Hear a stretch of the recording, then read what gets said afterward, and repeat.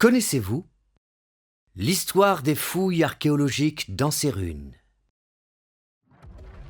L'oppidum d'Ansérune est une ancienne ville fortifiée marquée par 7 siècles d'histoire. Pour en percer les mystères, de nombreuses recherches y ont été menées. La première découverte est effectuée en 1909 par Félix Mouret. En entendant le son inhabituel des sabots de son cheval sur le sol, il découvre un silo. Au départ, il gardait uniquement les objets qui lui semblaient avoir de la valeur et jetait les autres.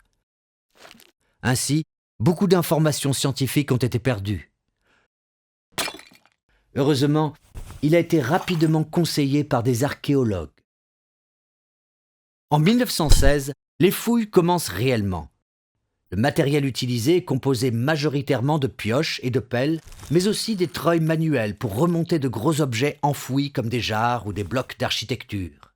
À partir de 1940, c'est le début de la motorisation des outils, comme les treuils électriques et les bulldozers, des wagonnets se chargeant de transporter la terre. Dans les années 80, on commence à capturer des vues aériennes à l'aide d'hélicoptères et de petits avions pour avoir une vue d'ensemble sur le site.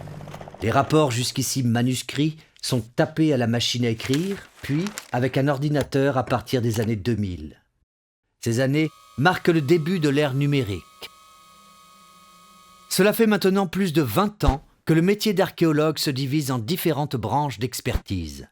Sur le terrain, des spécialistes apparaissent, tels que les céramologues, les anthropologues ou encore les topographes.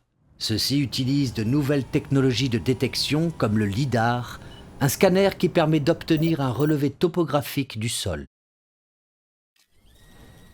Certains objets trop fragiles ou difficiles à manipuler peuvent être digitalisés. Cela permet la visualisation de pièces manquantes ou encore la transmission d'un objet à des collègues archéologues à l'autre bout de l'Europe. Ainsi, durant un siècle, les découvertes archéologiques ont bénéficié de l'évolution constante des méthodes de recherche et des technologies.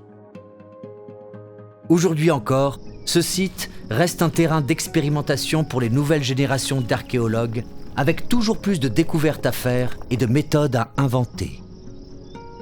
L'oppidum d'Ansérune, monument national, est mis en avant par son musée, qui a pour vocation d'être accessible à tous et de façon de plus en plus ludique.